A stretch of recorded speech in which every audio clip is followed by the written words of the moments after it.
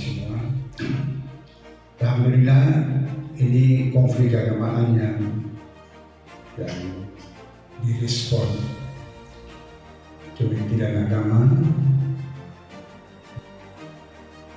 berada di bawah markas besar kepolisian. Jadi kalau secara struktur setiap wilayah provinsi itu punya satuan tugas yang itu langsung dibawa oleh Mabes, tidak bersinggungan dengan Polda ataupun Polres.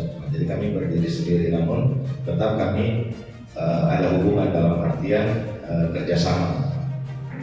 Tahun 2020 itu tugas kami itu hanya nangkap.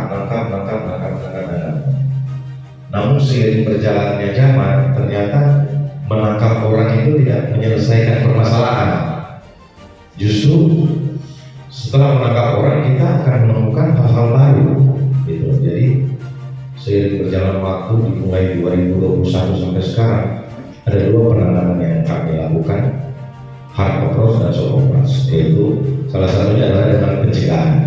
Pada saat kami turun ke kecamatan, kelurahan, kami bisa menggandeng para penyuluh seperti itu. Ya, jadi kami tidak berdiri sendiri, memang kami sudah menggandeng beberapa ormas pemuda Islam untuk sama-sama melaksanakan sosialisasi. Namun dengan ketambahan seperti kami sangat berbahagia dan mudah-mudahan ini dapat berjalan dengan seterusnya. Proses-proses seperti inilah yang terjadi gitu. Jadi setiap pemaparan kami selalu menyampaikan seperti ini karena kami sadar dan yakin bahwa pencegahan terorisme tidak hanya dilakukan oleh kami, khususnya kepolisian, lebih khususnya lagi Densus, tapi harus melibatkan semua fungsi. Sehingga itulah kenapa di setiap daerah itu dari mungkin Kementerian Agama ya ada kampung moderasi beragama, kalau tidak salah itu ada di setiap desa, kelurahan, kalau tidak salah yang pusatnya di kantor KUA ya. Nah, itu waktu saya di sebelum saya di sini, saya di Kepulauan Riau, itu kami sudah mulai bekerja sama. Jadi kemudian kami bersama-sama melakukan perjalanan ini. Mungkin kita akan mulai coba melaksanakan kegiatan bersama-sama. Ternate ini termasuk 8 besar dari 94 kota. Hasil penelitian Ternate itu masuk dalam 10 besar kota intoleran. Dari dulu seperti ini, ya, dari dulu seperti ini kemarin di sini. Tinggal bagaimana kita berupaya ada kejadian. Memang sementara kita ada lagi juga karena memang butuh penanganan bagi tidak hanya kami tidak disoli. Di Ternate ini ada SMP. Saya mungkin tidak akan terlalu gamblang dulu ya, karena kita masih dalam proses pembinaan. Ada SMP tidak mau menerima makan karena yang memberikan adalah temannya beragama Islam. Itu terjadi di SMP.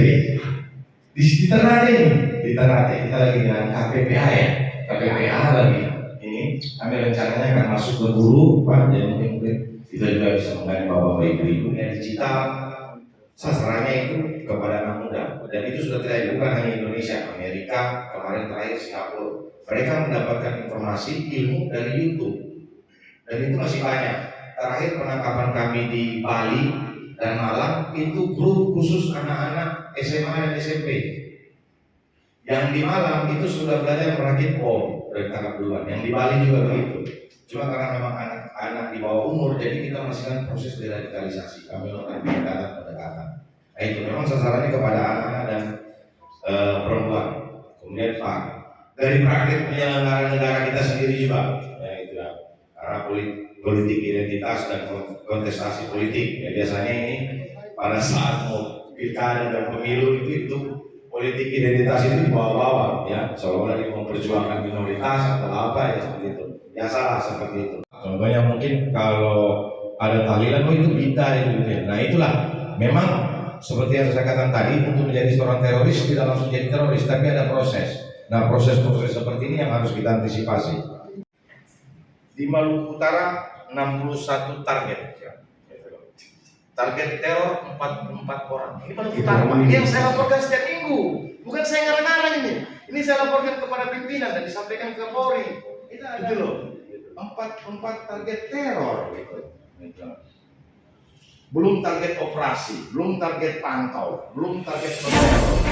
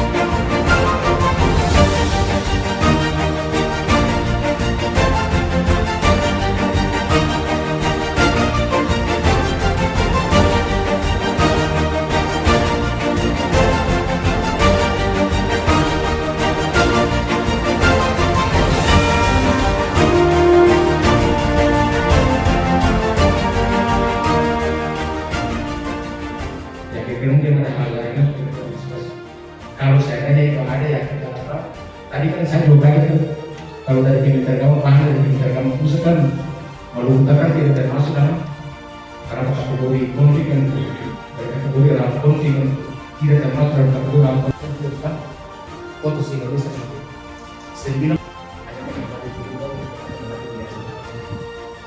Tapi maukah kita proyek-proyek besar itu kita lakukan bareng? Ini loh, mendesain penyelesaian deteksi konflik yang akan terjadi.